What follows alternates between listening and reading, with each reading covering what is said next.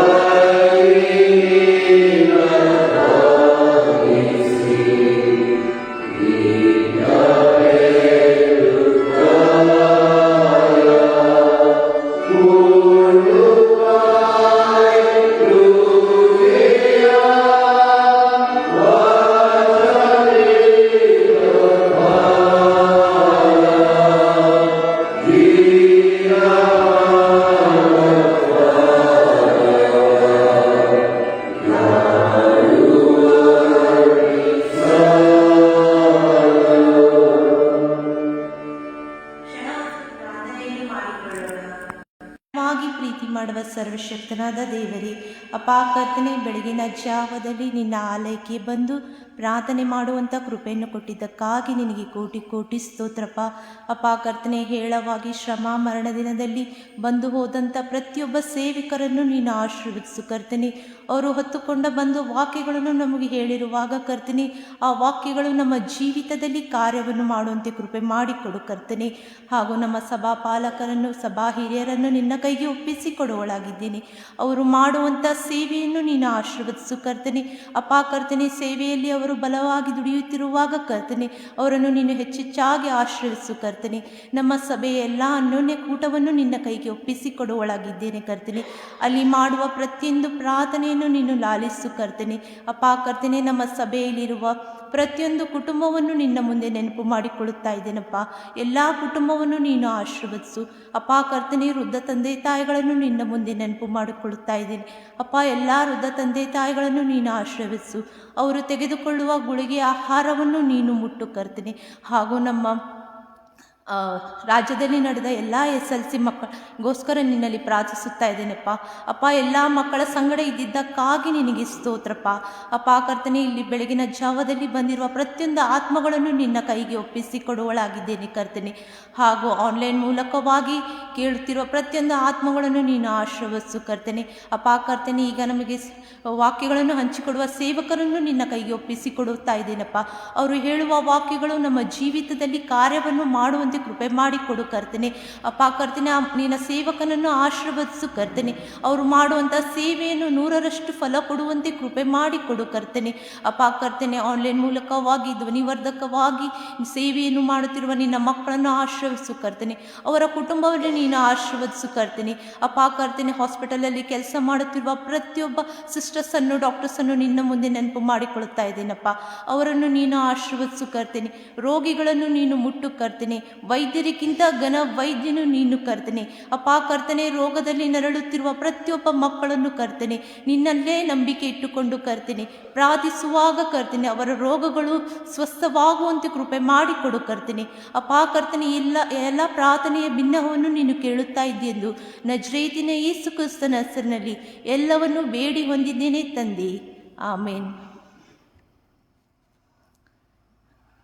ದೇವರನ್ನು ಮಹಿಮೆಪಡಿಸುವುದಕ್ಕಾಗಿ ಪರದೆಯ ಮೇಲೆ ಮೂಡಿಬರುವ ಹಾಡನ್ನು ಹಾಡಿಕೊಳ್ಳೋಣ. ನಿನ್ನನ್ನೇ ಆರಾಧಿಸುವೆ ಹಾಡನ್ನು ಹಾಡಿಕೊಳ್ಳೋಣ.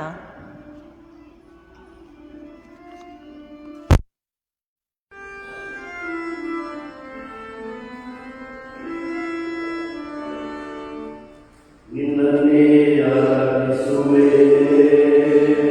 ನಿನ್ನನ್ನೇ ಆರಾಧಿಸುವೆ, ನಿನ್ನನ್ನೇ ಆರಾಧಿಸುವೆ, ನಿನ್ನನ್ನೇ ಆರಾಧಿಸುವೆ. ಆದಿಯೇ ಅಂತ್ಯವೇ ನನ್ನ ಸಿರುವಿಗೆ, ಆದಿಯೇ ಅಂತ್ಯವೇ ನನ್ನ ಸಿರುವಿಗೆ.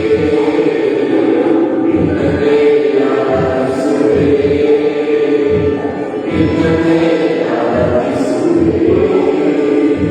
ಕೊಳಲು ಕಿತ್ತಾರಿರುವಿಗೆ ನನ್ನ ಪ್ರಿಯವಾದ ಗೀತವೇ, ಕೊಳಲು ಕಿತ್ತಾರಿರುವಾಗ ನನ್ನನ್ನು ಅರ್ಪಿಸುವೆ. ಕೊಳಲು ಕಿತ್ತಾರಿರುವಿಗೆ ನನ್ನ ಪ್ರಿಯವಾದ ಗೀತವೇ, ನಿನ್ನ ವಾಕ್ಯವಾಹಿನ ನನ್ನನ್ನು ಅರ್ಪಿಸುವೆ. ಆತನ ಪ್ರಿಯ ಯೇಸುವೇ, ನಿನಗಾಗಿ ಬಾಳುವೆನು. ನನ್ನಯ ಪ್ರಿಯ ಯೇಸುವೇ, ನಿನಗಾಗಿ ಬಾಳುವೆನು. ನಿನ್ನನ್ನೇ ಆರಾಧಿಸುವೆ, ನಿನ್ನನ್ನೇ ಆರಾಧಿಸುವೆ, ನಿನ್ನನ್ನೇ ಆರಾಧಿಸುವೆ, ನಿನ್ನನ್ನೇ ಆರಾಧಿಸುವೆ. ಕಣ್ಣೀರಿನಲ್ಲೇ ನಾನು ಗಾಳಿಸುವೆ, ಏಕ ಜೀವವ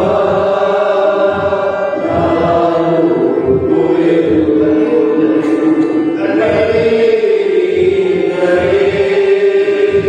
ನಾನು ಗಾಳಿಸುವೆ, ಏಕ ಜೀವವ ನಾನು ಹುಡುಕುವೆನು. ನನ್ನಯ ಸೃಷ್ಟಿಯೆಲ್ಲವೇ ನಿನಗಾಗಿ ಬಾಳುವೆನು. ನನ್ನಯ ಸೃಷ್ಟಿಯೆಲ್ಲವೇ ನಿನಗಾಗಿ ಬಾಳುವೆನು. ನಿನ್ನನ್ನೇ ಆರಾಧಿಸುವೆ, ನಿನ್ನನ್ನೇ ಆರಾಧಿಸುವೆ, ನಿನ್ನನ್ನೇ ಆರಾಧಿಸುವೆ, ನಿನ್ನನ್ನೇ ಆರಾಧಿಸುವೆ. ವಾಕ್ಯ ಸಂದೇಶಕ್ಕೆ ಮುಂಚಿತವಾಗಿ ನಮ್ಮನ್ನು ಸಿದ್ಧಪಡಿಸಿಕೊಳ್ಳುವಂತೆ ಆತ್ಮನೇ ಪವಿತ್ರಾತ್ಮನೇ ಉದ್ದೇಶ ಮಾಡುವ ಹಾಡನ್ನು ಹಾಡಿಕೊಳ್ಳೋಣ.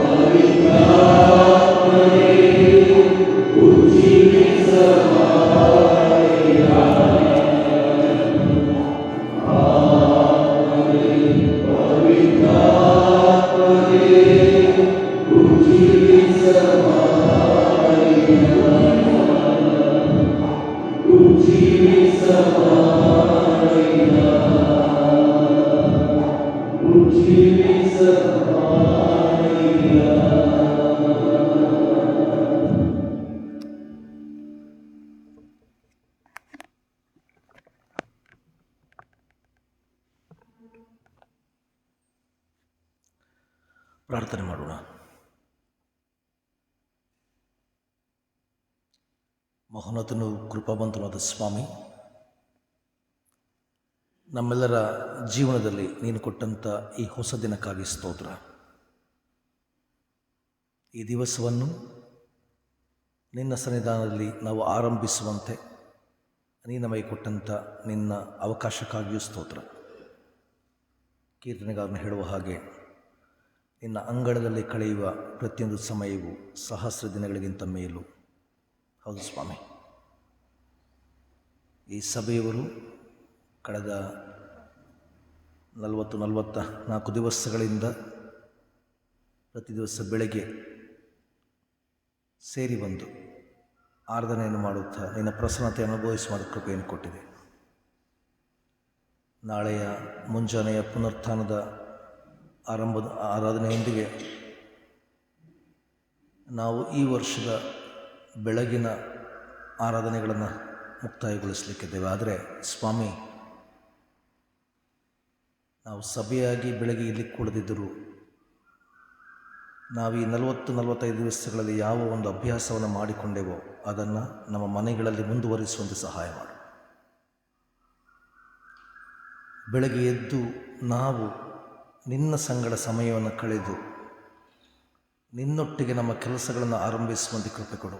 ಯಾವ ರೀತಿ ನೀನು ಮುಂಜಾನೆ ಎದ್ದು ಹೋಗಿ ಅಡವಿಯಲ್ಲಿ ಅಥವಾ ತೋಟದಲ್ಲಿ ನಿನ್ನ ತಂದೆಯೊಂದಿಗೆ ನೀನು ಪ್ರಾರ್ಥನೆಯ ಮೂಲಕ ಸಂಬಂಧವನ್ನು ಗಟ್ಟಿ ಮಾಡಿ ಕಳೆಯುವ ಹಾಗೆ ನಾವು ಕೂಡ ಪ್ರತಿ ದಿವಸ ಬೆಳಗ್ಗೆ ಎದ್ದು ನಮ್ಮ ಕೆಲಸ ಕಾರ್ಯಗಳನ್ನು ಆರಂಭಿಸುವ ಮೊದಲು ನಿನ್ನ ಸನ್ನಿಧಾನದಲ್ಲಿ ನಮ್ಮನ್ನು ಒಪ್ಪಿಸಿಕೊಟ್ಟು ನಾವು ನಮ್ಮ ದಿವಸಗಳನ್ನು ನಿನ್ನ ಹೆಸರಿನ ಮೂಲಕ ಆರಂಭಿಸುವಂತೆ ಸಹಾಯ ಮಾಡು. ಆ ಮೂಲಕ ಈ ಆರಾಧನೆಗಳು, ಬೆಳಗಿನ ಆರಾಧನೆಗಳು ಅದು ನಿಂತು ಹೋಗದೆ ಅದು ನಮ್ಮ ಮನೆಗಳಲ್ಲಿ ಮುಂದುವರಿಯುವಂತೆ ಸಹಾಯ ಮಾಡು. ಆ ಮೂಲಕ ನಾವು ಪ್ರತಿ ದಿವಸ ನಿನ್ನ ಪ್ರಸನ್ನತೆಯ ಮೂಲಕ, ನಿನ್ನ ಇರುವಿಕೆಯ ಮೂಲಕ ಮತ್ತು ನಿನ್ನ ಅನುಭವದ ಮೂಲಕ ನಮ್ಮ ದಿನಗಳನ್ನು ಆರಂಭಿಸುವಂತೆ ಕೃಪೆ ಕೊಟ್ಟು ನಡೆಸು. ಈಗಲೂ ಸ್ವಾಮಿ, ನಾವು ಸ್ವಲ್ಪ ಹೊತ್ತಿನ ವಾಕ್ಯವನ್ನು ಕೇಳುವಾಗ ನಮ್ಮೊಟ್ಟಿಗಿರು, ನಮ್ಮೊಟ್ಟಿಗೆ ಮಾತಾಡು. ನಿನ್ನ ಸ್ವರವನ್ನು ನಾವು ಕೇಳುವ ಹಾಗೆ ನಮ್ಮ ಕಿವಿಗಳನ್ನು ತೆರೆ, ನಿನ್ನ ಕಾರ್ಯಗಳನ್ನು ನೋಡುವ ಹಾಗೆ ನಮ್ಮ ಕಣ್ಣುಗಳನ್ನು ತೆರೆ, ನಿನ್ನ ವಾಕ್ಯಗಳನ್ನು ಮನನ ಮಾಡಿ ಅದನ್ನು ನಮ್ಮ ಜೀವಿತಕ್ಕೆ ಅಳವಡಿಸಿಕೊಳ್ಳುವ ಹಾಗೆ ನಮ್ಮ ಹೃದಯಗಳನ್ನು ತೆರೆ. ಕರ್ತನೆ, ನಿನ್ನ ಕೈಗೆ ನಮ್ಮನ್ನು ಒಪ್ಪಿಸಿಕೊಡ್ತೇವೆ. ಯೇಸುವಿನ ಹೆಸರಲ್ಲಿ ಬೇಡಿಕೊಳ್ಳುತ್ತೇವೆ, ಆಮೇಲೆ. ನಿಮಗೆಲ್ಲರಿಗೂ ಬೆಳಗಿನ ವಂದನೆಗಳು. ನಾವು ಮಂಗಳವಾರ ಬೆಳಗ್ಗೆ ಕ್ರಿಸ್ತನನ್ನು ಅರಿಯುವ ಕುರಿತು ಆಲೋಚನೆ ಮಾಡಿದೆವು. ಅದರ ನಂತರ ಬುಧವಾರದಂದು ಕ್ರಿಸ್ತನಿಗಾಗಿ ಜೀವಿಸುವ ಕುರಿತು ಆಲೋಚನೆ ಮಾಡಿದೆವು. ಕ್ರಿಸ್ತನಿಗಾಗಿ ಫಲಗಳನ್ನು ಕೊಡುವ ಕುರಿತು ಆಲೋಚನೆಗಳನ್ನು ಮಾಡಿದೆವು.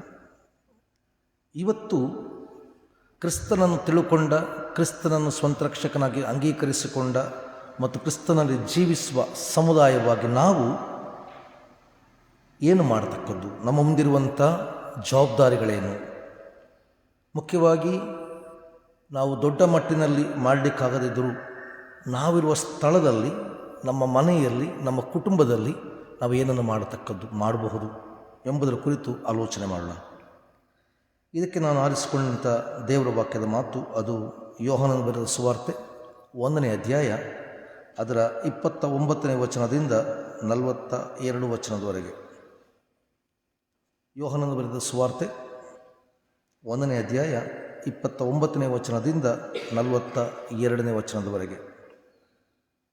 ಅಲ್ಲಿ ಈ ರೀತಿ ಬರೆಯಲ್ಪಟ್ಟದೆ: ಮರುದಿನ ಯೋಹಾನನು ತನ್ನ ಕಡೆಗೆ ಬರುವ ಯೇಸುವನ್ನು ನೋಡಿ, ಅಗೋ, ಯಜ್ಞಕ್ಕೆ ದೇವರು ನೇಮಿಸಿದ ಕುರಿ, ಲೋಕದ ಪಾಪವನ್ನು ನಿವಾರಣೆ ಮಾಡುವವನು, ನನ್ನ ಹಿಂದೆ ಬರುವವನು ನನಗಿಂತ ಮೊದಲೇ ಇದ್ದುದರಿಂದ ನನಗೆ ಮುಂದಿನವನಾದನು ಎಂದು ನಾನು ಹೇಳಿದ ಮಾತು ಈತನ ವಿಷಯವಾಗಿಯೇ. ನನಗೂ ಆತನ ಗುರುತಿರಲಿಲ್ಲ, ಆದರೆ ಆತನನ್ನು ಇಸ್ರಾಯೇಲರಿಗೆ ತಿಳಿಯಪಡಿಸುವುದಕ್ಕೋಸ್ಕರವೇ ನಾನು ನೀರಿನ ಸ್ನಾನವನ್ನು ಮಾಡಿಸುವವನಾಗಿ ಬಂದೆನು ಅಂದನು. ಇದಲ್ಲದೆ ಯೋಹಾನನು ಸಾಕ್ಷಿ ಕೊಟ್ಟು ಹೇಳಿದೆನೆಂದರೆ, ದೇವರಾತ್ಮವು ಪಾರಿವಾಳದಂತೆ ಆಕಾಶದಿಂದ ಇಳಿಯುವುದನ್ನು ನೋಡಿದೆನು. ಅದು ಆತನ ಮೇಲೆ ನೆಲೆಗೊಂಡಿತ್ತು. ನನಗೂ ಆತನ ಗುರುತಿರಲಿಲ್ಲ, ಆದರೆ ನೀರಿನ ಸ್ನಾನವನ್ನು ಮಾಡಿಸುವುದಕ್ಕೆ ನನ್ನನ್ನು ಕಳುಹಿಸಿದಾತನು, ಯಾವನ ಮೇಲೆ ಆತ್ಮವು ಇಳಿದು ಬಂದು ಇರುವುದನ್ನು ನೀನು ನೋಡುವೆಯೋ ಆತನೇ ಪವಿತ್ರಾತ್ಮದ ಸ್ನಾನವನ್ನು ಕೊಡುವವನು ಎಂದು ತಾನೇ ನನಗೆ ಹೇಳಿದನು. ನಾನು ಅದನ್ನು ನೋಡಿ ಈತನೇ ದೇವಕುಮಾರನೆಂದು ಸಾಕ್ಷಿ ಕೊಟ್ಟಿದ್ದೇನೆ ಅಂದನು. ಮರುದಿನ ತಿರುಗಿ ಯೋಹಾನನು ಅವನ ಶಿಷ್ಯರಲ್ಲಿ ಇಬ್ಬರು ನಿಂತುಕೊಂಡಿದ್ದಾಗ ಯೋಹಾನನು ಅಲ್ಲಿ ತಿರುಗಾಡುತ್ತಿರುವ ಯೇಸುವನ್ನು ನೋಡಿ, ಅಗೋ, ಯಜ್ಞಕ್ಕೆ ದೇವರು ನೇಮಿಸಿದ ಕುರಿ ಅಂದನು. ಆ ಇಬ್ಬರು ಶಿಷ್ಯರು ಇದನ್ನು ಕೇಳಿ ಯೇಸುವಿನ ಹಿಂದೆ ಹೋದರು. ಯೇಸು ಹಿಂತಿರುಗಿ ಅವರು ತನ್ನ ಹಿಂದೆ ಬರುವುದನ್ನು ಕಂಡು, ನಿಮಗೆ ಏನು ಬೇಕಾಗಿದೆ ಎಂದು ಕೇಳಲು ಅವರು, ರಬ್ಬಿಯೇ, ನೀನು ಇಳುಕೊಂಡಿರುವುದು ಎಲ್ಲಿ ಅಂದರು. ರಬ್ಬಿ ಅಂದರೆ ಗುರು. ಆತನು, ಬಂದು ನೋಡಿರಿ ಅಂದಾಗ ಅವರು ಬಂದು ಆತನು ಇಳುಕೊಂಡಿದ್ದ ಸ್ಥಳವನ್ನು ನೋಡಿ ಆ ದಿವಸ ಆತನ ಸಂಗಡ ಇದ್ದರು. ಆಗ ಹೆಚ್ಚು ಕಡಿಮೆ ಸಾಯಂಕಾಲ 4 ಗಂಟೆಯಾಗಿತ್ತು. ಯೋಹಾನನ ಮಾತನ್ನು ಕೇಳಿ ಯೇಸುವನ್ನು ಹಿಂಬಾಲಿಸಿದ ಇಬ್ಬರಲ್ಲಿ ಸೀಮೋನ್ ಪೇತ್ರನ ತಮ್ಮನಾದ ಅಂದ್ರೆಯನು ಒಬ್ಬನು. ಇವನು ಮೊದಲು ತನ್ನ ಅಣ್ಣನಾದ ಸೀಮೋನನನ್ನು ಕಂಡುಕೊಂಡು ಅವನಿಗೆ, ಮೆಸ್ಸಿಯನು ನಮಗೆ ಸಿಕ್ಕಿದನು ಎಂದು ಹೇಳಿ ಅವನನ್ನು ಯೇಸುವಿನ ಬಳಿಗೆ ಕರ್ಕೊಂಡು ಬಂದನು. ಮೆಸ್ಸಿಯನು ಅಂದರೆ ಕ್ರಿಸ್ತನು. ಯೇಸು ಅವನನ್ನು ನೋಡಿ, ನೀನು ಯೋಹಾನನ ಮಗನಾದ ಸೀಮೋನನು, ಇನ್ನು ಮೇಲೆ ಕೇಫನೆನಿಸಿಕೊಳ್ಳುವೆ ಅಂದನು. ಕೇಫನೆಂದರೆ ಪೇತ್ರ. ಕರ್ತನಲ್ಲಿ ಪ್ರೀತಿಯುಳ್ಳ ದೇವಜನರೇ, ಇವತ್ತಿನ ವಾಕ್ಯ ಭಾಗದಲ್ಲಿ ಕೇಳಿದ ಹಾಗೆ ಅಲ್ಲಿ ಯೋಹಾನನು 2 ಕಡೆ ಒಂದು ಮಾತನ್ನು ಬಳಸ್ತಾನೆ. ಸ್ನಾನಿಕನಾದ ಯೋಹಾನ 2 ಕಡೆಗಳಲ್ಲಿ ಹೇಳುವಂಥ ಮಾತು, ನನಗೆ ಆತನ ಗುರುತು ಇರಲಿಲ್ಲ. ನನಗೆ ಆತನ ಗುರುತು ಇರಲಿಲ್ಲ. ಮತ್ತು ಯಾವಾಗ ನನಗೆ ಅವನ ಗುರುತು ಗೊತ್ತಾಯಿತೋ, ಆತ ಯಾರೆಂಬುದು ತಿಳಿದು ಬಂತೋ, ಆಗ ಸ್ನಾನಿಕನಾದ ಯೋಹಾನ ಮಾಡಿದ ಕೆಲಸ ಏನು ಹೇಳ್ತಾನೆ? ಆತನ ವಿಷಯವಾಗಿ ಸಾಕ್ಷಿ ಕೊಡ್ತಾನೆ. This is very important. ಕ್ರಿಸ್ತನನ್ನು ಅರಿತುಕೊಂಡ ನಾವು, ಕ್ರಿಸ್ತನಲ್ಲಿ ಜೀವಿಸುವ ನಾವು, ಕ್ರಿಸ್ತನಿಗಾಗಿ ಫಲ ಕೊಡುವ ನಾವು ಆತನಿಗೆ ಸಾಕ್ಷಿಗಳಾಗಿ ಇರುವಂಥದ್ದು. ಇಡೀ ಕ್ರೈಸ್ತ ಸಮುದಾಯ ಕ್ರಿಸ್ತನ ಸಾಕ್ಷಿ. ನಾವು ಕೆಲವು ಸಲ ಸಾಕ್ಷಿಯನ್ನು ಬೇರೆ ರೀತಿಯಲ್ಲಿ ಅರ್ಥ ಮಾಡಿಕೊಳ್ತೇವೆ. ಅದು ಬೇಡ ಅಂತ ನಾನು ಹೇಳುವುದಿಲ್ಲ, ಆದರೆ ಸಾಮಾನ್ಯವಾಗಿ ಕೆಲವು ಸಲ ಸಾಕ್ಷಿ ಅಂತ ಹೇಳಿದ್ರೆ ನನ್ನ ಜೀವನದಲ್ಲಿ ಏನು ಅದ್ಭುತ ಆಯಿತು, ನನಗೆಂಥದ್ದಾಯಿತು ಎಂಬುದನ್ನು ಹೇಳುವಂಥದ್ದು. ಆದರೆ ಯೋಹಾನ ಸುವಾರ್ತೆಗೆ ಬಂದರೆ ಅರಿಕೆ, ಬಾಯಿಯಿಂದ ಅರಿಕೆ ಮಾಡುವುದೆಂಬುದು ಕೇವಲ ನಿಂತುಕೊಂಡು ಇಲ್ಲಿ ಏನೋ ಮಾತಾಡುವುದಲ್ಲ. ಅಲ್ಲಿ ಅರಿಕೆ ಎಂಬುದು ಅವರ ಇಡೀ ಜೀವನಕ್ಕೆ ಸಂಬಂಧಿಸಿದ ವಿಚಾರ. ಯಾಕಂದರೆ ಯೋಹಾನನ ತನ್ನ ಸುವಾರ್ತೆಯನ್ನು ಬರೆಯುವ ಸಮಯದಲ್ಲಿ ಯೋಹಾನನ ಸಮುದಾಯ ಏನಿದೆ ಅದು ತೀವ್ರಕರವಾದ ಹಿಂಸೆಯನ್ನು ಅನುಭವ ಮಾಡುತ್ತಿದ್ದಂಥ ಸಮುದಾಯ. ಯೋಹಾನನ ಸುವಾರ್ತೆ ಬರೆಯಲ್ಪಟ್ಟದ್ದು ಹೆಚ್ಚು ಕಡಿಮೆ ಕ್ರಿಸ್ತಶಕ 90ರ ನಂತರ. ಪ್ರಕಟಣೆಯ ಪುಸ್ತಕ ಮತ್ತು ಯೋಹಾನನ ಸುವಾರ್ತೆ ಎಲ್ಲವೂ ಬರೆಯಲ್ಪಟ್ಟದ್ದು ಆ ಸಮಯದಲ್ಲಿ ಮುಖ್ಯವಾಗಿ ರೋಮ್ ಸಾಮ್ರಾಜ್ಯದಲ್ಲಿ ಇದ್ದಂಥ ಚಕ್ರವರ್ತಿ ಡೊಮೇಷನ್ನ ಕಾಲದಲ್ಲಿ ಕ್ರೈಸ್ತ ಸಭೆಗೆ ತೀವ್ರಕರವಾದ ಹಿಂಸೆ ಬಂತು. ತೀವ್ರಕರವಾದ ಜನರು ತಮ್ಮ ನಂಬಿಕೆಗಳನ್ನು ಮತ್ತೊಮ್ಮೆ ಕಳಕೊಂಡು ಒಂದ ಯಹೂದಿ ಧರ್ಮಕ್ಕೆ ಅಥವಾ ತಮ್ಮ ಗ್ರೀಕ್ ನಂಬಿಕೆಗಳಿಗೆ ಹಿಂದೆ ಹೋಗುವಂಥ ಸ್ಥಿತಿಗಳು ಬಂತು. ಆದ್ದರಿಂದಲೇ ಪ್ರಕಟಣೆಯಂಥ ಪುಸ್ತಕ ಕೂಡ ಜನರನ್ನು ಯಾವುದಕ್ಕೆ ಪ್ರೇರೇಪಿಸ್ತದೆ? ನೀವು ಸಾಯಬೇಕಾದರೂ ನಂಬಿಗಸ್ತನಾಗಿ. ನಾವಿವತ್ತು ಪ್ರಕಟಣೆ ಬಗ್ಗೆ ತುಂಬ ತಪ್ಪಾದ ಅಭಿಪ್ರಾಯಗಳನ್ನೆಲ್ಲ ಹೊಂದಿದ್ದೇವೆ. ಆದರೆ ಪ್ರಕಟಣೆಯ ಪುಸ್ತಕದಲ್ಲಿ ಅದನ್ನು ಓದಲಿಕ್ಕೆ ನಮಗೆ ಕಷ್ಟ, ಅರ್ಥ ಆಗಲಿಕ್ಕೆ ಕಷ್ಟ. ಅದರ ಸೆಂಟ್ರಲ್ ಒಂದೇ ಥೀಮ್ ಇರುವಂಥ ಏನಂತ ಹೇಳಿದರೆ, ನಿಮ್ಮ ಎಲ್ಲ ಕಷ್ಟಗಳ ಮಧ್ಯೆ ಎಂಥದೇ ಶೋಧನೆಗಳು ಬರಲಿ, ಎಂಥದೇ ಹಿಂಸೆ ಬರಲಿ, ಅವೆಲ್ಲವುಗಳ ಮಧ್ಯೆ ಏನಾಗಿರಿ? ಕರ್ತನಿಗೆ ನಂಬಿಗಸ್ತರಾಗಿರಿ. ಕೊನೆಯ ಜಯ ಯಾರಿಗೆ? ಕ್ರಿಸ್ತನಿಗೆ. ಇದು ಪ್ರಕಟಣೆ ಪುಸ್ತಕದ ಪ್ರಾಮುಖ್ಯ ವಿಚಾರ. ನಿಮಗೆ ಒಂದು ಸಣ್ಣ ಇನ್ಫಾರ್ಮೇಷನ್. ನಮಗೆ ಬೈಬಲಲ್ಲಿ ಬರೆಯಲ್ಪಟ್ಟ ಇಷ್ಟು ಪುಸ್ತಕಗಳ ಹೊರತಾಗಿ ನಮಗೆ ಹೆಚ್ಚು ಬೇರೆ ಗೊತ್ತಿಲ್ಲ. ಕೆಲವು ಸಲ ಅದರಲ್ಲಿ ಬರೆದಿರುವುದೇ ಗೊತ್ತಿಲ್ಲ. ಸುವಾರ್ತೆಗಳು ಕೇವಲ 4 ಇರುವುದಲ್ಲ. ನಮ್ಮ ಬೈಬಲಲ್ಲಿ ಮಾತ್ರ ನಾವು 4 ಸುವಾರ್ತೆಗಳನ್ನು ಇಟ್ಕೊಂಡಿದ್ದೇವೆ. ಇನ್ನೂ 100 ಸುವಾರ್ತೆಗಳಿದೆ. ಓಕೆ, ಇನ್ನೂ 100 ಸುವಾರ್ತೆಗಳಿದೆ. ಮರಿಯಳ ಸುವಾರ್ತೆ, ಪೇತ್ರನ ಸುವಾರ್ತೆ, ಪೌಲನ ಸುವಾರ್ತೆ, ತೋಮನ ಸುವಾರ್ತೆ, ಸುಮಾರು. ಓಕೆ, ಹಾಗೆಯೇ ಪ್ರಕಟಣೆ ಅಂತ ಪುಸ್ತಕ ಒಂದೇ ಇರುವುದಲ್ಲ. ಇಂಥ ಪುಸ್ತಕಗಳು ಇನ್ನೂ ಸುಮಾರು ಬರೆಯಲ್ಪಟ್ಟ ಪುಸ್ತಕಗಳು ಇವೆ. ಯಾವಾಗೆಲ್ಲ ಕ್ರೈಸ್ತ ಸಭೆಗೆ ತೀವ್ರಕರವಾದ ಹಿಂಸೆಗಳು ಬಂತೋ ಆಗ ಅವರು ಬರೆಯಲ್ಪಟ್ಟಂಥ ಬರವಣಿಗೆಗಳು ಸಾಮಾನ್ಯವಾಗಿ ಹೇಗಿತ್ತು ಹೇಳಿದರೆ, ಅದು ಅವರಿಗೆ ಮಾತ್ರ ಅರ್ಥ ಆಗಬೇಕು, ಬೇರೆಯವರಿಗೆ ಏನಾಗಬಾರ್ದು, ಅರ್ಥ ಆಗ್ಬಾರ್ದು. ಆದ್ದರಿಂದ ಅವರೇನು ಮಾಡ್ತಾರೆ, ಅದನ್ನು ಕೋಡ್ ವರ್ಡಲ್ಲಿ ಬಳಸ್ತಾರೆ. ಯೋಹಾನನ ಸುವಾರ್ತೆ ಬರೆಯಲ್ಪಟ್ಟ ಕಾಲ ಕೂಡ ಅದು. ಅದರಿಂದ ಅಲ್ಲಿ ಒಬ್ಬ ನಿಂತುಕೊಂಡು ಬಾಯಿಯಿಂದ ಅರಿಕೆ ಮಾಡ್ತಾನೆ, ಕ್ರಿಸ್ತನನ್ನು ಒಪ್ಪಿಕೊಳ್ತಾನೆ ಅಂತ ಹೇಳಿದರೆ ಎಲ್ಲಿಯೋ ಇಲ್ಲಿ ಕೂತ್ಕೊಂಡ ಚರ್ಚ್ನಲ್ಲಿ ಒಪ್ಪಿಕೊಳ್ಳುವ ಹಾಗೆ ಅಲ್ಲ. ಬದಲಾಗಿ ಅವನು ಆವತ್ತು ಬಾಯಿಯಿಂದ ಅರಿಕೆ ಮಾಡಿ ಕ್ರಿಸ್ತನನ್ನು ಒಪ್ಪಿಕೊಳ್ತಾನೆ ಅಂತ ಹೇಳಿದರೆ ಅವನ ಮುಂದೆ ಏನು ನಿಂತಿದೆ? ಮರಣ ಅವನ ಮುಂದೆ ನಿಂತಿದೆ. ಅವನು ಕೊಟ್ಟ ಸಾಕ್ಷ್ಯ ನಿಮಿತ್ತವಾಗಿ ಯಾವಾಗ ಬೇಕಾದರೂ ಅವನ ಮೇಲೆ ಏನು ಬರಬಹುದು? ಹಿಂಸೆ ಬರಬಹುದು. ಸೊ ಅದರಿಂದಾಗಿ ಅದು ಸುಮ್ಮನೆ ನಿಂತ್ಕೊಂಡು ನನಗೆ ಇಂಥದ್ದಾಯಿತು ಹೀಗೆ ಹೇಳುವ ಸಾಕ್ಷಿ ಅಲ್ಲ, ಬದಲಾಗಿ ಅವರ ಜೀವನವೇ ಒಂದು ಸಾಕ್ಷಿ. ಕ್ರೈಸ್ತ ಸಭೆ ಕ್ರಿಸ್ತನನ್ನು ಅಂಗೀಕರಿಸಿ ಕ್ರಿಸ್ತನನ್ನು ಅರ್ಥ ಮಾಡಿಕೊಂಡ ಸಭೆ ಕ್ರಿಸ್ತನಿಗೆ ಸಾಕ್ಷಿಯಾಗಿ ನಿಲ್ಲಬೇಕು. ಹೇಗೆ ಅಂತೇಳಿದ್ರೆ ಕೇವಲ ಬಾಯಿಯಿಂದ ಅರಿಕೆ ಮಾಡೋದ್ರಲ್ಲಿ ಅಲ್ಲ, ನಮ್ಮ ಇಡೀ ಜೀವನವೇ ಕ್ರಿಸ್ತನಿಗೆ ಸಾಕ್ಷಿಯಾಗಿ ಇರಬೇಕಾದದ್ದು ಬಹಳ ಪ್ರಾಮುಖ್ಯ. ಅದು ಆಗುವುದು ಯಾವಾಗ ಅಂತೇಳಿದ್ರೆ ನಮಗೆ ಗುರುತಿಲ್ಲದ ಕ್ರಿಸ್ತನನ್ನು ನಾವು ಕಂಡುಕೊಂಡಾಗ. ಈಗ ಯಾವ ರೀತಿಯಲ್ಲಿ ಯೋಹಾನ, ಸ್ನಾನಿಕನಾದ ಯೋಹಾನ ಕಾರ್ಯವನ್ನು ಮಾಡ್ತಾನೋ ಹಾಗೆ ಅದೇ ಕಾರ್ಯವನ್ನು ಮಾಡಲಿಕ್ಕೆ ನಮಗೆ ನಿಮಗೊಂದು ಜವಾಬ್ದಾರಿ ಇದೆ. ಆ ಜವಾಬ್ದಾರಿ ಯಾವುದು? ನಾನು ಕಂಡುಕೊಂಡ ಕ್ರಿಸ್ತನಿಗೆ ಸಾಕ್ಷಿಯಾಗಿರುವಂಥದ್ದು. ನಾವು ಒಂದು ವೇಳೆ ಸಮಾಜದಲ್ಲಿ ಹೋಗಿ ಈ ಕೆಲಸ ಮಾಡಲಿಕ್ಕೆ ಆಗ್ತದೋ ಇಲ್ಲೋ ಗೊತ್ತಿಲ್ಲ. ಆಗದಿದ್ದರೆ ಅಟ್ಲೀಸ್ಟ್ ನಾನಿರುವ ಮನೆಯಲ್ಲಿ, ನಾನಿರುವ ಸಭೆಯಲ್ಲಿ ಬಹಳ ಪ್ರಾಮುಖ್ಯವಾಗಿ ನಾನು ಯಾವ ಕ್ರಿಸ್ತನನ್ನು ಕಂಡುಕೊಂಡಿದ್ದೇನೆ ಆ ಕ್ರಿಸ್ತನನ್ನು ಕಂಡುಕೊಳ್ಳಲಿಕ್ಕೆ ಇತರನ್ನು ಏನು ಮಾಡುವಂಥದ್ದು? ನಡೆಸುವಂಥದ್ದು. ಅಲ್ಲಿ ಸ್ನಾನಿಕನ ಅಲ್ಲ ಯೋಹಾನ ಏನು ಹೇಳ್ತಾನೆ? ಅಗೋ ಯಜ್ಞಕ್ಕೆ ನೇಮಿಸಿದ ಕುರಿ. ಯಾಕೆ ಹೇಳ್ತಾನೆ? ಆ ಮೂಲಕ ಕ್ರಿಸ್ತನ ಕಡೆಗೆ ಏನನ್ನು ತೋರಿಸ್ತಾನೆ? ಬೆರಳನ್ನು ತೋರಿಸ್ತಾನೆ. ಕ್ರಿಸ್ತನ ಕಡೆಗೆ ಜನರು ಸಾಗುವಂತೆ ಮಾಡ್ತಾನೆ. ಇವತ್ತು ಕ್ರೈಸ್ತ ಸಭೆಯಾಗಿ ನಾವು ಯಾವ ವಿಶ್ವಾಸವನ್ನು ಪಡ್ಕೊಂಡಿದ್ದೇವೋ ಆ ವಿಶ್ವಾಸ ನಮ್ಮಲ್ಲಿ ಸುಮ್ಮನೆ ನಿಂತ ನೀರಾಗಬಾರ್ದು. ಆ ವಿಶ್ವಾಸ ಏನಾಗಬೇಕಂತ ಹೇಳಿದ್ರೆ ನಮ್ಮ ವಿಶ್ವಾಸಗಳು ಇನ್ನೊಬ್ಬನಿಗೆ ದಾರಿದೀಪ ಆಗಬೇಕು. ನಾವು ಇನ್ನೊಬ್ಬನನ್ನು ಕ್ರಿಸ್ತನ ಬಳಿಗೆ ನಡೆಸುವಂಥ ಜವಾಬ್ದಾರಿಗಳು ಬೆಳೆಯಬೇಕು. ಆದರೆ ಇದರಲ್ಲಿ ನಮಗೆ ತುಂಬ ಜವಾಬ್ದಾರಿಗಳಿದೆ.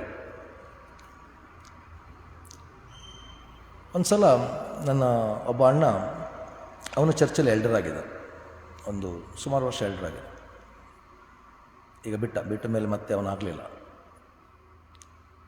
ಒಂದು ಸಲ ಒಂದು ಮನೆಯವರು ಭಾಳ ಕ್ಲೋಸ್ ಫ್ಯಾಮಿಲೀಸ್ ಅವರು ಕರೆದ ಅಣ್ಣನಿಗೆ ಫೋನ್ ಮಾಡಿ ಹೇಳಿದರು, ನೀವು ಸ್ವಲ್ಪ ಬನ್ನಿ, ನಮ್ಮ ಗಂಡನಿಗೆ ಸ್ವಲ್ಪ ಬುದ್ಧಿ ಹೇಳಿ. ಅವರು ಯಾವಾಗಲೂ ಮನೆಯಲ್ಲಿ ಕುಡಿದು ತುಂಬ ಜಗಳ ಮಾಡ್ತಾರೆ, ಗಲಾಟೆ ಮಾಡ್ತಾರೆ, ಸ್ವಲ್ಪ ಬುದ್ಧಿ ಹೇಳಿ ಬಂದು. ಸೊ ಒಂದು ದಿವಸ ಅಣ್ಣ ಹೋಗಿ ಕೂತ್ಕೊಂಡು, ಅವರು ಸ್ವಲ್ಪ ಕುಡ್ದಿದ್ದಾರೆ, ಕೂತ್ಕೊಂಡು ಅವ್ರು ಸ್ವಲ್ಪ ಮಾತಾಡಿದ, ಸ್ವಲ್ಪ ಹೇಳಿದ, ಹೀಗೆಲ್ಲ ಮಾಡಬಾರ್ದು. ಒಳ್ಳೆ ಮನುಷ್ಯ ಅವರು ಕೂಡ. ಅಣ್ಣ ಹೇಳೋದನ್ನು ಸಾಕಷ್ಟು ತಾಳ್ಮೆಯಿಂದ ಕೇಳಿದರು. ಮತ್ತು ಮೇ ಬಿ ಅವರ ತಾಳ್ಮೆ ಸ್ವಲ್ಪ ಕೆಟ್ಟಿತ್ತು ಕಾಣ್ತದೆ. ಅವರು ಮತ್ತೆ ಅಣ್ಣನಿಗೆ ನೇರವಾಗಿ ಹೇಳಿದರು, ನೀನು ನನಗೆ ಅಂತ ಹೇಳೋದು? ನೀನೇ ಮೊನ್ನೆ ಬಾರಲ್ಲಿ ನನ್ನ ಎದುರು ಟೇಬಲಲ್ಲಿ ಕೂತ್ಕೊಂಡಿರಲಿಲ್ವ? ನೀನೆಂತ ನನಗೆ ಹೇಳೋದು? ಅವರು ಕುಡಿಯೋದನ್ನು ಬಿಡಲಿಲ್ಲ, ನನ್ನ ಅಣ್ಣ ಅವತ್ತು ಕುಡಿಯೋದನ್ನು ಬಿಟ್ಟ. ಅಂದರೆ ನಾನು ಇನ್ನೊಬ್ಬನಿಗೆ ದಾರಿದೀಪವಾಗುವ ಮೊದಲು ನನ್ನ ಜೀವನವನ್ನು ಸರಿಪಡಿಸಿಕೊಳ್ಳಬೇಕಾದದ್ದು ಬಹಳ ಪ್ರಾಮುಖ್ಯ. ನನ್ನ ಜೀವನದಲ್ಲಿ ನಾನು ಕ್ರಿಸ್ತನಿಗೆ ಮೊದಲು ನನ್ನ ಇಡೀ ಜೀವನದಲ್ಲಿ ಸಾಕ್ಷಿಯಾಗಿರೋದು ಬಹಳ ಪ್ರಾಮುಖ್ಯ. ಅದು ಆದಾಗ ನಾನು ಇನ್ನೊಬ್ಬನನ್ನು ಎಲ್ಲಿಗೆ ನಡೆಸಲಿಕ್ಕೆ ಸಾಧ್ಯ? ಕ್ರಿಸ್ತನ ಬಳಿ. ನಾನು ಯಾವಾಗಲೂ ಹೇಳ್ತೇನೆ, ನಾವು ಇಡೀ ಸಭೆ ಬದಲಾಗಬೇಕು ಎಂಬುದಾಗಿ ಹೇಳಿದರೆ ಯಾವುದು ಬದಲಾಗೋದಿಲ್ಲ. ನಾನು ನನ್ನ ಮೊದಲ ಸಭೆ ಮಸ್ಕಾಪುರ ಅಲ್ಲಿ ನಾನು ಸರ್ವಿಸ್ ಮಾಡುವಾಗ ಒಂದು ಸಲ ಸಂಡೇ ಪ್ರಸಂಗ ಮಾಡಿದ್ದೆ. ಆ ವಾರದಲ್ಲಿ ನಾನು ಮನೆ ವಿಸಿಟ್ಗೆ ಹೋಗುವಾಗ ಒಬ್ಬರು ಸಿಕ್ಕಿ ಹೇಳಿದ್ರು, ಅಯ್ಯ ಲಾಸ್ಟ್ ಸಂಡೇದು ಪ್ರಸಂಗ ಭಾಳ ಚೆನ್ನಾಗಿತ್ತು, ಇಟ್ ವಾಸ್ ರಿಯಲಿ ವಂಡರ್ಫುಲ್, ನಿಜವಾಗಲೂ ಮನ ಮುಟ್ಟುವ ಹಾಗಿತ್ತು. ಆದರೆ ನೀವು ಏನೇ ಹೇಳಿ ಈ ಜನ ಬದಲಾಗೋದಿಲ್ಲ. ಏನು? ನೀವೇನೇ ಹೇಳಿ ಈ ಜನ ಬದಲಾಗೋದಿಲ್ಲ. ನಾನು ಸ್ವಲ್ಪ ಯೋಚನೆ ಮಾಡಿದೆ, ಏನು ಉತ್ತರ ಕೊಡೋದು ಅವರಿಗೆ.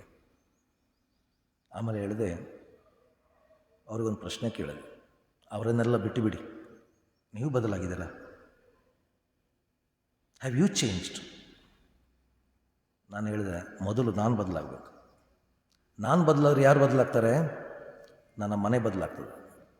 ನನ್ನ ಮನೆ ಬದಲಾದರೆ ನನ್ನ ಚರ್ಚ್ ಬದಲಾಗ್ತದೆ. ಸಿಂಪಲ್. ನಾನು ಬದಲಾದರೆ ನನ್ನ ಮನೆ ಬದಲಾಗ್ತದೆ, ನನ್ನ ಮನೆ ಬದಲಾದರೆ ಆಟೋಮೆಟಿಕ್ಕಾಗಿ ಚರ್ಚ್ ಬದಲಾಗ್ತದೆ. ಯಾಕೆಂತ ಹೇಳಿದರೆ church is nothing but the group of families. ಪ್ರತಿ ಕುಟುಂಬ ಕ್ರಿಸ್ತನ ಸಾಕ್ಷಿಯ ಕುಟುಂಬವಾಗಿ ಬೆಳೆದಾಗ, ಆ ಎಲ್ಲ ಕುಟುಂಬಗಳಲ್ಲಿ ಸೇರಿದಾಗ ಆ ಕುಟುಂಬಗಳ ಸಾಕ್ಷಿಗಳು ಏನಾಗ್ತದೆ? ಇವತ್ತು ಯೋಹನನ ಹಾಗೆ ನಮ್ಮ ಮನೆಯಲ್ಲಿರುವವರನ್ನು, ನಮ್ಮ ಮಕ್ಕಳನ್ನು ಕ್ರಿಸ್ತನ ಬಳಿಗೆ ನಡೆಸುವಂಥ ಜವಾಬ್ದಾರಿ ಯಾರ್ದು? ನಮ್ಮದು. ನಿಮ್ಮಲ್ಲಿ ಎಷ್ಟು ಮಂದಿ ನೀವು ನಿಮ್ಮ ಮಕ್ಕಳಿಗೆ ನಿಮ್ಮ ಮನೆಯಲ್ಲಿ ಬೈಬಲ್ನ ಕುರಿತು ವಿಚಾರಗಳನ್ನು ಹೇಳ್ತೀರಿ?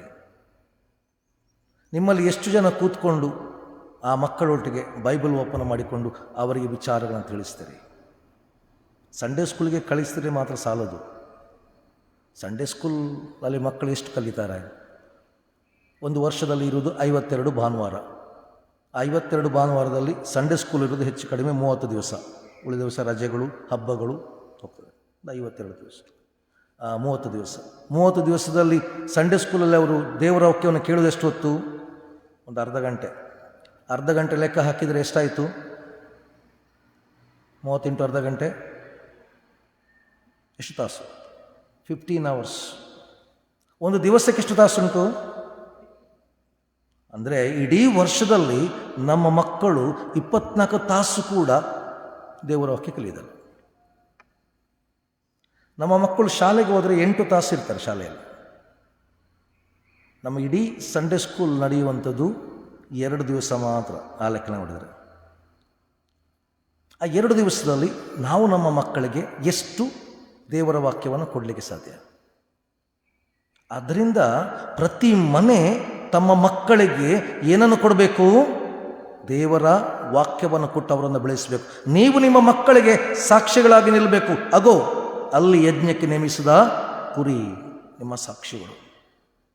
ಅದರಿಂದ ಕ್ರಿಸ್ತನ ಅರಿತವರನ್ನದ ನಾವು, ಕ್ರಿಸ್ತನಲ್ಲಿ ಫಲ ಕೊಡಲಿಕ್ಕೆ ಕರೆಯಲ್ಪಟ್ಟ ನಾವು ಪ್ರಾಮುಖ್ಯವಾಗಿ ಹೊರಗಡೆಯಲ್ಲ, ಮೊದಲು ನಮ್ಮ ಮನೆಗಳಲ್ಲಿ ನಾವೇನು ಮಾಡಬೇಕು? ನಮ್ಮ ಮನೆಯಲ್ಲಿದ್ದವರು ಕ್ರಿಸ್ತನ ಬಳಿಗೆ ಬರುವ ಹಾಗೆ ನಾವು ನಡೆಸಬೇಕು. ಇವತ್ತು ಸ್ವಲ್ಪ ಆಲೋಚನೆ ಮಾಡಿ. ನೀವೆಲ್ಲರೂ ಭಾಳ ನಂಬಿಕೆಯಿಂದ ಬೆಳಗ್ಗೆ ಎದ್ದು ಬರ್ತಾ ಇದ್ದೀರಿ. ನಿಮ್ಮ ಹೆಚ್ಚಿನವರ ಮಕ್ಕಳು ಎಲ್ಲಿದ್ದಾರೆ? ನಿಮ್ಮ ಯವನಸ್ಥ ಮಕ್ಕಳು ಎಲ್ಲಿದ್ದಾರೆ? ನಿಮ್ಮ ಯವನಸ್ಥ ಮಕ್ಕಳು ಸಭೆಯೊಳಗೆ ಹೆಚ್ಚು ಯಾಕೆ ಕಾಣುವುದಿಲ್ಲ? ಒಂದು ವೇಳೆ ಅವರು ಕಾಣದಿದ್ದರೆ ಅದರ ಜವಾಬ್ದಾರರು ಯಾರು? ನೀವೇ ಜವಾಬ್ದಾರರು. ಯಾಕಂತ ಹೇಳಿದರೆ ನೀವು ಮಾತು ಕೊಟ್ಟಿದ್ದೀರಿ. ಏನು ಮಾತು ಕೊಟ್ಟಿದ್ದೀರಿ? ಈ ಮಗು ಬೆಳೆದು ಕ್ರೈಸ್ತ ಶಿಕ್ಷಣವನ್ನು ಹೊಂದುವವರೆಗೆ ಅದರ ಕ್ರೈಸ್ತ ಶಿಕ್ಷಣವನ್ನು ಯಾರು ನೋಡ್ತಾನೆ? ನಾವು ನೋಡ್ತೇವೆ. ಬ್ಯಾಪ್ಟಿಸಮ್ ಟೈಮಲ್ಲಿ ಏನು ಕೊಟ್ಟಿದ್ದೀರಿ? ಮಾತು ಕೊಟ್ಟಿದ್ದೀರಿ. ನಿಮ್ಮ ಮಾತ್ರ ಅಲ್ಲ, ನಿಮ್ಮೊಟ್ಟಿಗೆ ಚರ್ಚ್ನ ಎಲ್ಡರ್ ಮಾತು ಕೊಟ್ಟಿದ್ದಾರೆ, ನಿಂತ್ಕೊಂಡು ಸಾಕ್ಷಿ ಕೊಟ್ಟಿದ್ದಾರೆ. ಏನು ಸಾಕ್ಷಿ ಕೊಟ್ಟಿದ್ದಾರೆ? ಈ ಮಗುವಿನ ಕ್ರೈಸ್ತ ಶಿಕ್ಷಣದಲ್ಲಿ ನಾನು, ಆಮೇಲೆ ಅವರಿಗೆ ನೆನಪುಂಟ ಇಲ್ವೋ ಗೊತ್ತಿಲ್ಲ ಯಾರಿಗೆ ಸಾಕ್ಷಿ ಕೊಟ್ಟಿದ್ದೇನೆ ಅಂತೇಳಿ. ಆದರೆ ಭಾಳ ಪ್ರಾಮುಖ್ಯ. ಆದರೆ ನೀವು ಕ್ಯಾಥೋಲಿಕ್ ಚರ್ಚಲ್ಲಿ ನೋಡಿದರೆ ಅಲ್ಲಿ ಹಾಗೆಲ್ಲ. ಅಲ್ಲಿ ಯಾವಾಗ ಒಬ್ಬ ಎಲ್ಡರ್ ಬಂದು ಒಂದು ಮಗುವಿಗೆ ಸಾಕ್ಷಿಯಾಗಿ ನಿಲ್ತಾನ, ಎಲ್ಲಿವರೆಗೆ ಅಂತೇಳಿದರೆ ಆ ಮಗು ದೃಢೀಕರಣ ಆಗುವವರೆಗೆ ಸಹ ಅವರು ಅವರನ್ನು ಗಾಡ್ ಫಾದರ್ ಹತ್ರ ಕರೀತಾರೆ, ಅವರ ಪ್ರತಿಯೊಂದಕ್ಕೂ ಕೂಡ. ಯಾಕೆಂದರೆ ಅದು ನಿಲ್ಲಬೇಕು. ನಮ್ಮಲ್ಲಿ ಆ ಕ್ರಮ ಇಲ್ಲ. ನಮ್ಮಲ್ಲಿ ಕೇವಲ ಕ್ರಮಕ್ಕೋಸ್ಕರ ಒಮ್ಮೆ ಎಲ್ಲರನ್ನು ನಿಲ್ಲಿಸೋದು, ಅವ್ರು ನಿಂತ್ಕೊಂಡು ಒಂದು ಹೇಳ್ತಾರೆ, ಹೌದು ಒಪ್ಕೋತೇನೆ, ಆಮೇಲೆ ಅವರಿಗೆ ಗೊತ್ತಿಲ್ಲ ಅವ್ರು ಯಾರಿಗೆ ಸಾಕ್ಷಿ ಕೊಟ್ಟಿದ್ದಾರೆ ಅಂತ. ನಮ್ಮ ಸಭೆಗಳು ಇವತ್ತು ಈ ನಿಟ್ಟಿನಲ್ಲಿದೆ. ಅಂದರೆ ನಮ್ಮ ಮನೆಯಲ್ಲಿಯೇ ನಾವು ನಮ್ಮ ಮನೆಯಲ್ಲಿರುವವರಿಗೆ ಸರಿಯಾದ ರೀತಿಯಲ್ಲಿ ಏನು ಕೊಡಲಿಕ್ಕಾಗಲಿಲ್ಲ, ಕ್ರೈಸ್ತ ಶಿಕ್ಷಣವನ್ನು ಕೊಡಲಿಕ್ಕಾಗಲಿಲ್ಲ. ಯಾವಾಗ ನಮ್ಮ ಮಕ್ಕಳಿಗೆ ಕ್ರೈಸ್ತ ಶಿಕ್ಷಣ ಇಲ್ಲವೋ ಅವರು ಕ್ರಿಸ್ತನನ್ನು ಕಂಡುಕೊಳ್ಳುವುದಾದರೂ ಹೇಗೆ, ಅವರು ಕ್ರಿಸ್ತನ ಬಳಿಗೆ ಬರುವುದಾದರೂ ಹೇಗೆ? Very prominent. ಮೊತ್ತ ಮೊದಲಾಗಿ ನಮ್ಮ ಮನೆಗಳಲ್ಲಿ ಪ್ರಾರ್ಥನೆಗಳು ಪ್ರಾಮುಖ್ಯವಾಗಿ ಇರಬೇಕು. ಅದು ಇದ್ದಾಗ ನಮ್ಮ ಮನೆಯಲ್ಲಿರುವ ಮಕ್ಕಳು ಆಟೋಮ್ಯಾಟಿಕ್ಕಾಗಿ ಏನು ಮಾಡ್ತಾರೆ, ಅದನ್ನು ಕಲಿತಾರೆ. ನಾನು ಬಾಂಬೆಯಲ್ಲಿದ್ದಾಗ, ಚರ್ಚಲ್ಲಿದ್ದಾಗ ಒಂದು ಸಲ ಯಾವಾಗ ಮನೆಗೆ ಬರ್ತಿದ್ದೆ 3 ತಿಂಗಳಿಗೊಮ್ಮೆಲ್ಲ ಬಂದಾಗ ಧಾರಾವಾಹಿ ನಡೀತಾ ಇತ್ತು ಮನೆಯಲ್ಲಿ. ಕೂತ್ಕೊಂಡು ನೋಡ್ತಾ ಇದ್ದೆ. ಸೊ ಧಾರಾವಾಹಿ ಒಂದು ಹಾಡು ಧಾರಾವಾಹಿಗಳೆಲ್ಲ, ಈಗ ಧಾರಾವಾಹಿಗಳೆಲ್ಲ ಮೊದಲು ಒಂದು ಹಾಡು ಕೊನೆಗೆ ಒಂದು ಹಾಡು ಬರ್ತಾ ಇರ್ತದೆ. ಕೊನೆಯ ಹಾಡು ಬಂದಾಗ ನನ್ನ ಅಣ್ಣನ ಮಗ, ಅವನಾಗ ಜಸ್ಟ್ 3 ಇಯರ್ಸ್, ಈಗ ಅವನಿಗೆ 24 ವರ್ಷ, ಆಗ 3 ವರ್ಷ, ಸೀದಾ ಒಳಗೆ ಹೋಗಿ ಒಂದು ಚಾಪೆ ತಗೊಂಡು ಬಂದ. ಚಾಪೆ ನಾನು ಎಣಿಸಿದೆ ಮೋಸ್ಟ್ಲಿ ಅವನಿಗೆ ನಿದ್ದೆ ಬರ್ತಿರಬೇಕು, ಅದಕ್ಕೆ ಚಾಪೆ ತಂದಿದ್ದಾನೆ ಅಂತ. ಕೆಲವು ತಂದದ್ದು ಅವನಿಗೆ ಯಾವಾಗಲೂ ಗೊತ್ತುಂಟು, ಈ ಹಾಡು ಬಂದ ಮೇಲೆ ನಾವು ಮನೆಯಲ್ಲಿ ಪ್ರಾರ್ಥನೆ ಮಾಡ್ತೇವೆ. So he had a routine. ಆದ್ರಿಂದ ಏನು ಮಾಡ್ತಾನೆ, ಹೋಗಿ ಪ್ರಾರ್ಥನೆ ಮಾಡಲಿಕ್ಕೆ ಚಾಪೆ ತಂದು ಹಾಕಿ ರೆಡಿ ಮಾಡಿದೆ. ನಮ್ಮ ಮನೆಯಲ್ಲಿ ನಾವು ಯಾವಾಗ ರುಟೀನಾಗಿ ಮಾಡಿಕೊಂಡು ಹೋಗ್ತೇವೋ ಆಟೋಮ್ಯಾಟಿಕ್ ಆಗಿ ನಮ್ಮ ಮಕ್ಕಳು ಏನಾಗ್ತಾರೆ, ಅದರಲ್ಲಿ ಬೆಳೀತಾರೆ, ಪಾರ್ಟಿಸಿಪೇಟ್ ಮಾಡ್ತಾರೆ. ಆದ್ದರಿಂದ ನಮ್ಮ ಮನೆಯಲ್ಲಿ ಸಾಕ್ಷಿಗಳಾಗಿ ಮೊದಲಾಗಿರಬೇಕು, ಆಮೇಲೆ ನಾವು ಸಮಾಜಕ್ಕೆ ಬರೋಣ. Very important. ಎರಡನೇದಾಗಿ ನಮ್ಮೆಲ್ಲರಿಗೆ ಕೂಡ ಇರಬೇಕಾದಂಥ ಅನುಭವ ಏನಂತ ಹೇಳಿದ್ರೆ, ಇಲ್ಲಿ ಯೋಹಾನನು ಹೇಳುವಂಥ ಅಥವಾ ಯೇಸು ಹೇಳುವಂಥ ಅನುಭವ ಏನದು? ಈಗ ಯೇಸುನ ಬಳಿಗೆ ಇಬ್ಬರು ಬರ್ತಾರೆ, ಬಂದು ಕೇಳ್ತಾರೆ, ರಬ್ಬಿಯೇ ನೀನು ಎಲ್ಲಿ ಇಳ್ಕೊಂಡಿದ್ದಿ? ಯೇಸು ಏನು ಹೇಳ್ತಾನೆ, ನನ್ನ ಅಡ್ರೆಸ್ ಇದು, ಇಂತಿಂಥ ಊರು, ಇಂಥ ಪ್ಲೇಸ್, ಗದಗದಲ್ಲಿ mission compound, so please come and visit me at this time. ಹೇಳಿದ್ನಾ? ಯೇಸು ಏನು ಹೇಳಿದ? ಬಂದು ನೋಡು, ಕಮ್ ಆ್ಯಂಡ್ ಸಿ. ನಾವು ಇವತ್ತು ಯೇಸುವನ್ನು ಬಂದು ನೋಡಬೇಕಾದಂಥ ಅವಶ್ಯಕತೆ ಇದೆ. ಯಾಕಂತ ಹೇಳಿದ್ರೆ ನಾವು ಎಲ್ಲಿಯೋ ದೂರದಲ್ಲಿ ನಿಂತ್ಕೊಂಡು ಯೇಸುವನ್ನು ನೋಡೋದಲ್ಲ, ಯೇಸುವಿನ ಬಳಿಗೆ ಬಂದು ಯೇಸುವಿನೊಟ್ಟಿಗೆ ಇದ್ದುಕೊಂಡು ಯೇಸು ಯಾರೆಂಬುದನ್ನು ತಿಳ್ಕೊಳ್ಬೇಕಾದದ್ದು ಬಹಳ ಪ್ರಾಮುಖ್ಯ. You should have that personal experience. ಅದನ್ನು ಅಲ್ಲಿ ಹೇಳ್ತಾನೆ, ಏನು ಮಾಡು, ಬಂದು ನೋಡಿ. ಮತ್ತು ದೇವರ ವಾಕ್ಯ ಹೇಳ್ತದೆ, ಈಗ ಅವರು ಯೇಸುವಿನ ಬಳಿಗೆ ಬಂದರು, ಯೇಸು ಎಲ್ಲಿ ಉಳ್ಕೊಂಡಿದ್ದಾನೆಂಬುದಾಗಿ ನೋಡಿದರು. ಈಗಲ್ಲಿ ಏನಾಯಿತು? ಮುಂದಕ್ಕೆ ಈಗ ಅವರಲ್ಲಿ ಒಬ್ಬ ಹೋಗಿ ಯಾರನ್ನು ಕರ್ಕೊಂಡು ಬರ್ತಾನೆ? ಅವನ ಅಣ್ಣನನ್ನು ಕರ್ಕೊಂಡು ಬರ್ತಾನೆ. ಏನು ಹೇಳ್ತಾನೆ? ನಮಗೆ ಯಾರು ಸಿಕ್ಕಿದ್ರು? ಮೆಸ್ಸಿ. ಯೇಸು ಹೇಳಿದ್ನ ನಾನು ಮೆಸ್ಸಿ ಅಂತ ಅವರಿಗೆ? ಯೇಸು ಹೇಳಿಲ್ಲ. ಆದರೆ ಯೇಸುವಿನೊಟ್ಟಿಗೆ ಕಳೆದ ಸಮಯ ಅವರಿಗೆ ಯೇಸು ಯಾರೆಂಬುದನ್ನು ಏನು ಮಾಡಿತ್ತು? ಅರ್ಥ ಮಾಡಿತು. This is what very important. ಈ 40-45 ದಿವಸದಲ್ಲಿ ನೀವು ಬೆಳಗ್ಗೆ ಬಂದು ಇಲ್ಲಿ ಏನನ್ನು ಕಂಡುಕೊಂಡಿದ್ದೀರಿ, ಯಾವುದನ್ನು ಕೇಳಿದಿರಿ, ಯಾವ ನಂಬಿಕೆಯಲ್ಲಿ ನೀವು ಬಂದಿದ್ದೀರಿ, ಅದು ನಿಮ್ಮನ್ನು ಎಲ್ಲಿಗೆ ನಡೆಸಬೇಕಂತೇಳಿದರೆ ಯೇಸು ಯಾರು ಎಂಬ ಸ್ಪಷ್ಟತೆಗೆ ನಡೆಸಬೇಕು. ನನಗೆ ಯಾರು? ಅಲ್ಲಿ ಆಂದ್ರೆ ಹೋಗಿ ತನ್ನ ಅಣ್ಣನಿಗೆ ಹೇಳುವಂಥದ್ದು, ನಮಗೆ ಯಾರು ಸಿಕ್ಕಿದ? ಮೆಸ್ಸಿಯ ಸಿಕ್ಕಿದ. ಅಷ್ಟು ಮಾತ್ರ ಅಲ್ಲ, ಅಲ್ಲಿ ಅವನನ್ನು ಕರ್ಕೊಂಡು ಎಲ್ಲಿ ಬರ್ತಾನೆ? ಯೇಸುವಿನ ಬಳಿಗೆ. ಇವತ್ತು ಯೇಸುವಿನ ಬಳಿಗೆ ಕರ್ಕೊಂಡು ಬರುವಂಥ ಅವಶ್ಯಕತೆಗಳಲ್ಲಿ ಯಾರಿದ್ದೇವೆ? ನಾವಿದ್ದೇವೆ. ನಮ್ಮ ಸಾಕ್ಷಿಯಲ್ಲಿ ಅಂತ ಹೇಳಿದ್ರೆ ನಾವು ನಮ್ಮ ಮನೆಯವರನ್ನು, ನಮ್ಮ ಮಕ್ಕಳನ್ನು ಎಲ್ಲಿಗೆ ತರಬೇಕು? ಯೇಸುವಿನ ಬಳಿಗೆ ತರಬೇಕು. ಅಂದರೆ they should have that experience. ನಾನು ಯಾವಾಗಲೂ ಹೇಳ್ತೇನೆ, ಮುಖ್ಯವಾಗಿ ವರ್ಲ್ಡ್ ಸಂಡೇ ಸ್ಕೂಲ್ ಡೇಗೆಲ್ಲ ಪ್ರಸಂಗಕ್ಕೆ ಕರೆದಾಗ ನಾನು ಸಾಮಾನ್ಯವಾಗಿ ಚರ್ಚ್ಗಳಿಗೆ ಹೇಳ್ತೇನೆ, ನಮ್ಮ ಸಂಡೇ ಸ್ಕೂಲ್ಗೆ ಬರುವ ಪ್ರತಿ ಮಗು ಸಂಡೇ ಸ್ಕೂಲಲ್ಲಿ ಯೇಸುವಿನ ಅನುಭವಕ್ಕೆ ಬರಬೇಕು. ಬೈಬಲ್ ನಾಲೆಜ್ ಒಂದಿದ್ದರೆ ಸಾಲದು. ಬೈಬಲ್ ನಾಲೆಜ್ ಇದ್ದವರು ಸುಮಾರು ಜನ ಇದ್ದಾರೆ, ಓಕೆ, ನಾವು ಕಲಿಬೋದು. ಅಥವಾ ಬಾಯಿಪಾಠ ವಚನ ಮಾಡಿದರೆ ಸಾಲದು. They should have that believe experience. ನೀವು ಆರಂಭದಲ್ಲಿ ಚಿಕ್ಕ ಮಕ್ಕಳಿಗೆ ಅದನ್ನು ಕೊಡುತ್ತಾ ಬಂದರೆ ಖಂಡಿತವಾಗಲೂ ಅವರು ದೊಡ್ಡದಾದಾಗ ತಪ್ಪಿ ಹೋಗುವುದಿಲ್ಲ. ನಮ್ಮ ಮನೆಯಲ್ಲಿ ಇವತ್ತು ನಮ್ಮ ಮಕ್ಕಳು ನಮ್ಮ ಕೈ ಜಾರಿ ಹೋಗಿದ್ದಾರೆ ಅಂದರೆ ಅದಕ್ಕೆ ಅರ್ಥ ನಾವು ಆ ಮಕ್ಕಳಿಗೆ ಕೊಡಬೇಕಾದನ್ನು ಕೊಡುವಲ್ಲಿ ಎಲ್ಲಿಯೋ ಸೋತು ಹೋಗಿದ್ದೇವೆ. ನಾವೆಲ್ಲವನ್ನು ಕೊಟ್ಟಿದ್ದೇವೆ, ಆದರೆ ಅಮೂಲ್ಯವಾಗಿ ಕೊಡುವುದರಲ್ಲಿ ಸೋತು ಹೋಗಿದ್ದೇವೆ.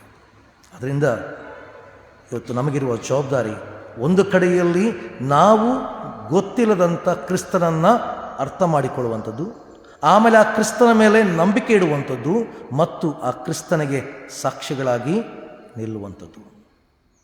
ನಮಗೆ, ನಾನು ಯಾವಾಗಲೂ ಹೇಳಿದಾಗೆ, ನಮಗೆ ದೊಡ್ಡದಾಗಿ ಮಾಡಲಿಕ್ಕಾಗದಿದ್ದರೂ ನಮ್ಮ ಒಂದು ಮನೆಯನ್ನು, ನಮ್ಮ ಕುಟುಂಬವನ್ನು ನಾವು ಎಲ್ಲಿಗೆ ನಡೆಸಬೇಕು?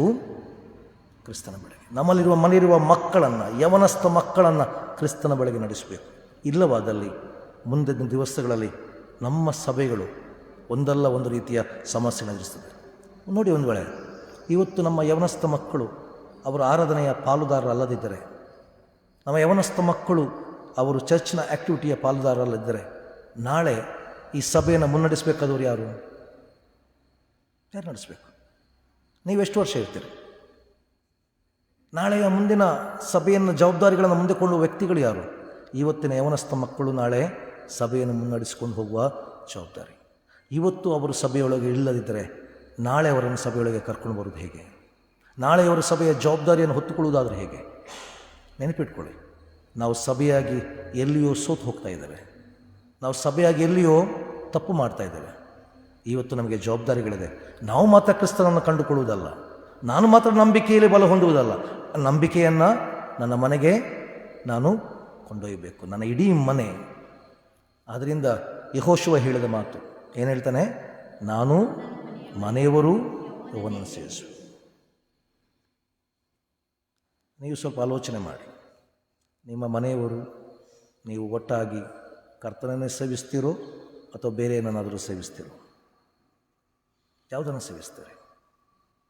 ನೀವು ಒಬ್ಬರೆಯಾ ಅಥವಾ ಇಡೀ ಕುಟುಂಬವ? ಇದಕ್ಕೆ ಇನ್ನೊಂದು ಪೂರಕವಾದ ಮಾತು ನೀವು ನೋಡಿದರೆ, ಲೂಕನ ಸುವಾರ್ತೆ 1ನೇ ಅಧ್ಯಾಯದಲ್ಲಿ ನೋಡಿದರೆ, ಅಲ್ಲಿ ಸ್ಥಾನಿಕನಾದ ಯೋಹಾನನ ಜನನಕ್ಕಿಂತ ಮುಂಚೆ ಅಲ್ಲಿ ಒಂದು ಮಾತು ಬರೆಯಲ್ಪಟ್ಟಿದೆ. ಅವನ ತಂದೆ ತಾಯಿ ಯಾರು? ಯೋಹಾನನ ತಂದೆ ತಾಯಿ ಜಕರಿಯ ಮತ್ತು ಎಲಿಜಬೆತ್. ಅಲ್ಲಿ ಒಂದು ಮಾತು ಬರೆಯಲ್ಪಟ್ಟಿದೆ, ಅವರಿಬ್ಬರು ಕರ್ತನ ದೃಷ್ಟಿಯಲ್ಲಿ ಏನಾಗಿದ್ದರು? ಕರ್ತನ ಎಲ್ಲ ನಿಯಮ ನಿಷ್ಠೆಗಳನ್ನು ಪಾಲಿಸಿಕೊಂಡು ಕರ್ತನ ದೃಷ್ಟಿಯಲ್ಲಿ ಅವರು ನೀತಿವಂತರಾಗಿದ್ದರು. ಓಕೆ, ಗಂಡ ಹೆಂಡತಿ ಇಬ್ಬರೂ ಕೂಡ, ಖಾಲಿ ಹೆಂಡತಿ ಮಾತ್ರ ಅಲ್ಲ, ಖಾಲಿ ಗಂಡ ಮಾತ್ರ ಅಲ್ಲ, ಗಂಡ ಹೆಂಡತಿ ಇಬ್ಬರೂ ಕೂಡ ಕುಟುಂಬದಲ್ಲಿ ನೀತಿವಂತರಾಗಿ ಬೆಳೆದಾಗ ನಮ್ಮ ಮನೆಯಲ್ಲಿರುವ ಮಕ್ಕಳು ಯೋಹಾನನಂತೆ ವಿಶೇಷವಾದ ಮಕ್ಕಳು ಆಗಿ ಬೆಳೀತಾರೆ. ಕ್ರಿಸ್ತನಿಗೆ ಸಾಕ್ಷಿಗಳಾಗಿ ಬೆಳೆಯುವ ಮಕ್ಕಳಾಗಿ ಬೆಳೀತಾರೆ. ಈ ನಿಟ್ಟಿನಲ್ಲಿ ಕಾರ್ಯ ಮಾಡಬೇಕದು ಬಹಳ ಪ್ರಾಮುಖ್ಯ. ಅದರಿಂದ ಸಭೆಯಾಗಿ ಮೊದಲು ನಾವು ಕ್ರಿಸ್ತನನ್ನು ಕಂಡುಕೊಳ್ಳೋಣ, ನಮ್ಮ ಮನೆಯನ್ನು ಕ್ರಿಸ್ತನ ಬಳಿಗೆ ನಡೆಸೋಣ. ಈ ನಿಟ್ಟಿನಲ್ಲಿ ನಮ್ಮ ಸಭೆಗಳು ಕ್ರಿಸ್ತನಿಗೆ ಸಾಕ್ಷಿಯಾಗಿ ನಿಲ್ಲುವ ಸಭೆಗಳಾಗಿ ರೂಪುಗೊಳ್ಳುವಂತೆ ಸಹಾಯ ಮಾಡಲಿ. ಆಮೇನ್. ಪ್ರಾರ್ಥನೆ ಮಾಡೋಣ. ಪ್ರೀತಿಯುಳ್ಳ ಸ್ವಾಮಿ, ಇವತ್ತಿನ ಬೆಳಗಿನ ಜಾವದಲ್ಲಿ ನೀನು ನಮಗೆ ಕೊಟ್ಟ ವಾಕ್ಯಕ್ಕಾಗಿ ಸ್ತೋತ್ರ.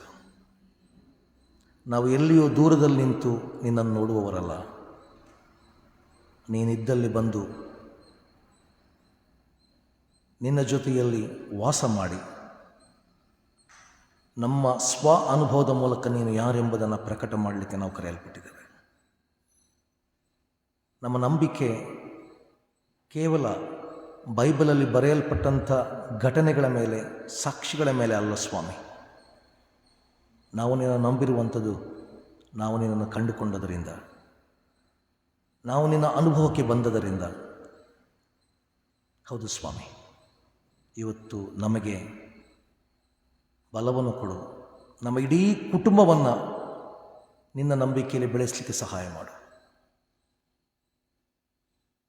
ಆ ಮೂಲಕ ಸ್ವಾಮಿ ನಾವು ಧೈರ್ಯವಾಗಿ ನಿಂತುಕೊಂಡು ನಾನು ನನ್ನ ಮನೆಯವರು ಕರ್ತನನ್ನು ಸೇವಿಸುವ ಎಂಬುದಾಗಿ ಹೇಳುವಂಥ ಕೃಪೆಗೆ ನಡೆಸು ಸ್ವಾಮಿ. ಇವತ್ತು ಒಂದು ವೇಳೆ ನಮ್ಮ ಮಕ್ಕಳು ಅವರು ನಿನ್ನಿಂದ ದೂರ ಹೋಗಿರುವುದಾದರೆ, ಅವರು ನಿನ್ನ ವಾಕ್ಯವನ್ನು ಬಿಟ್ಟು ಅಲಿಯುತ್ತಿದ್ದರೆ, ಅವರು ಇವತ್ತು ಲೋಕದ ಆಶೆಪಾಶೆಗಳಲ್ಲಿ ಬಿದ್ದವರಾಗಿದ್ದರೆ ಸ್ವಾಮಿ, ಆ ಮಕ್ಕಳನ್ನು ನೀನು ಮುಟ್ಟು. ಯವನ ಪ್ರಾಯದಲ್ಲಿ ನಿನ್ನನ್ನು ಕಂಡುಕೊಳ್ಳುವಂಥ ಕೃಪೆಗೆ ಅವರನ್ನು ನಡೆಸು. ನಮ್ಮ ಯವನಸ್ಥ ಮಕ್ಕಳು ನಿಜವಾಗಲೂ ಕೂಡ ನಿನ್ನ ನಂಬಿಕೆಯಲ್ಲಿ ಬೆಳೆಯುವ ಹಾಗೆ ಸಹಾಯ ಮಾಡು. ಅವರು ಮುಂದಿನ ದಿವಸಗಳ ಈ ಸಭೆಯ ಆಧಾರ ಸ್ತಂಭಗಳು ಸ್ವಾಮಿ. ಆ ಯವನಸ್ಥ ಮಕ್ಕಳು ಈಗಲೇ ತಮ್ಮ ಜೀವನದಲ್ಲಿ ಕ್ರಿಸ್ತನನ್ನು ಕಂಡುಕೊಳ್ಳುವ ಕೃಪೆಗೆ ನಡೆಸಿ ಮತ್ತು ಪ್ರತಿಯೊಬ್ಬ ತಂದೆ ತಾಯಿ ತಮ್ಮ ಮಕ್ಕಳನ್ನು ನಿನ್ನ ಬೆಳೆಗೆ ನಡೆಸಲಿಕ್ಕೆ ಸಹಾಯ ಮಾಡು ಸ್ವಾಮಿ. ನಮಗೆ ಜವಾಬ್ದಾರಿಗಳನ್ನು ಕೊಟ್ಟಿದೆ, ನೀನನ್ನು ತಿಳ್ಕೊಳ್ಳಿಕ್ಕೆ, ನೀನನ್ನು ಹಿಂಬಾಲಿಸಲಿಕ್ಕೆ ಮತ್ತು ಇತರರನ್ನು ನಿನ್ನ ಬೆಳೆಗೆ ನಡೆಸಲಿಕ್ಕೆ. ಇಂಥ ಕಾರ್ಯವನ್ನು ಮಾಡುವುದರಲ್ಲಿ ನಾವೆಲ್ಲರೂ ಕೂಡ ಕೈ ಜೋಡಿಸುವಂತೆ, ಕ್ರಿಸ್ತನಿಗೆ ಸಾಕ್ಷಿಗಳಾಗಿ ನಿಲ್ಲುವಂತೆ ಕರ್ತನೆ ನೀನೇ ನಮಗೆ ಸಹಾಯ ಮಾಡು. ಆಮೇಲೆ